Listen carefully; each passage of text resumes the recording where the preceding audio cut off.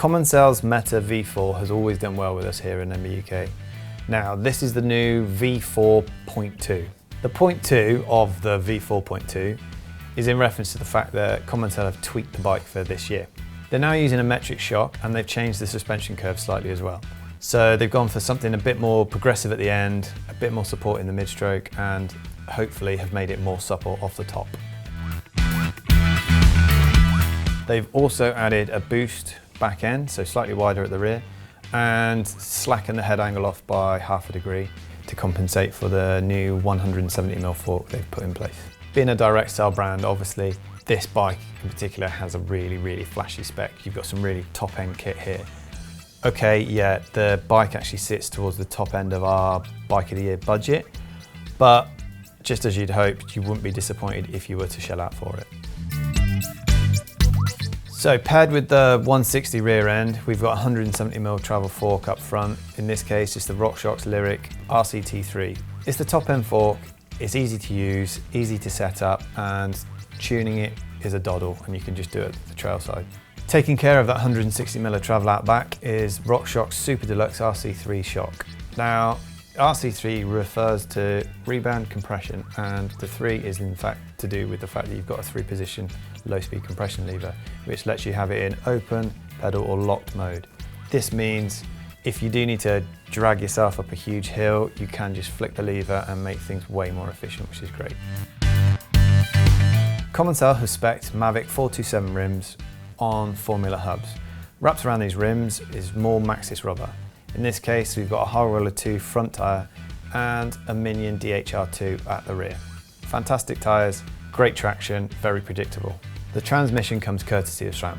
Now, Commencal have actually spec'd the pricier X01 rear mech with the GX crankset and the GX shifter. At this sort of price, we'd kind of hope to see a slightly higher end complete transmission, but regardless, everything does its job nicely and you can't really fault the gear range there either. The bar, stem and saddle all come from Commencal's in-house brand Ride Alpha. The bars are a decent width, nice and stiff, as is the stem, and the saddle's perfectly comfy too. The seat post though is RockShox Reverb Stealth. Again, another one that we're really fond of here. This is obviously a really good spec then, with nothing that you'd need to change before you actually went out and hit the hills. But considering the price, that's kind of what you'd expect, especially from a direct sell brand. Our only real niggle here is that it does tip the scale at 14.7 kilos, so it's not the lightest, but thankfully it doesn't pedal like that.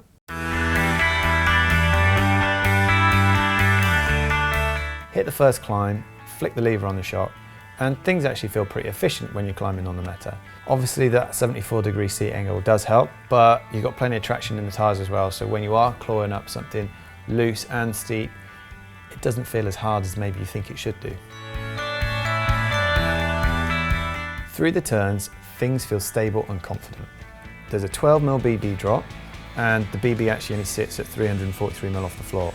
So you feel nice and low and properly sunk into the bike, which is one of those things that really helps with confidence as you're slinging the bike from side to side.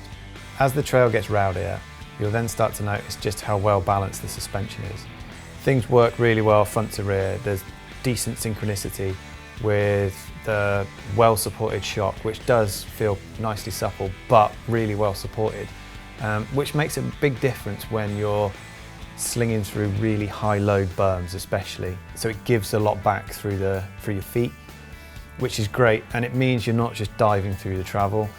Again, that's another thing that makes you want to push the bike harder and harder. And I think add in the 170mm fork, then you've got that extra bit of travel at the front, so you can just keep sticking that front wheel into obstacles and through rocks. That well-supported charger damper in the fork is really good at absorbing the fast and hard hits with a lot of composure, and it's really forgiving as well, and you're not getting too much feedback for your hands, which obviously on a longer track is a huge thing. One thing to note on the Commencal is they actually spec some quite fat grips, so if you don't have particularly big hands, we did notice on really rough tracks right towards the end, you are getting slightly tired hands, which is a bit of an issue, but obviously something you can alter at the cost of, 20 quid, so not really a big deal.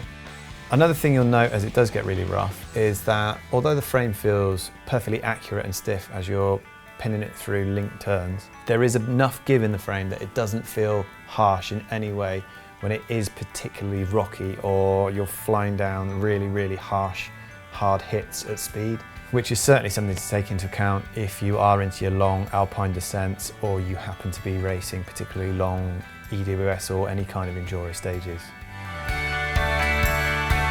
Obviously up until now we've done nothing but sing the Meta's praises, but there are a couple of issues that surround it. While the angles are really good, the reach isn't exactly the longest out there. I mean, it feels more than comfortable for most, but an issue that we had was on our large, which comes with a reach of 448mm. The seat tube's actually quite long. In fact, it's the longest bike that we've had in this category in particular.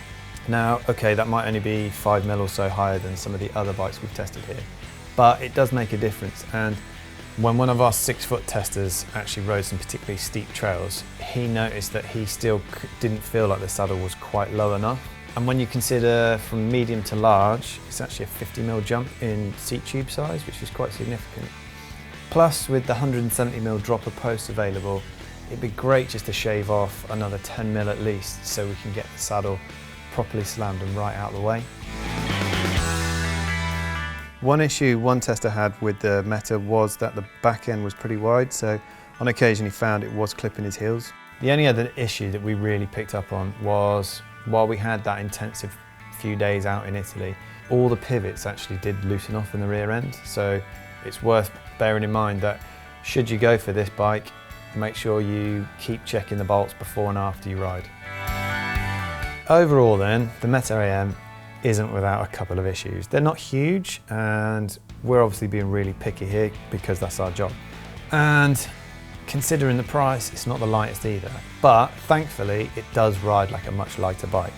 The angles are good too, and it's really hard to fault that suspension balance and the support you get from the rear end. Its burly, big hitting nature makes you want to ride this bike as hard as you can into whatever lays ahead on the trail, even if you're riding blind.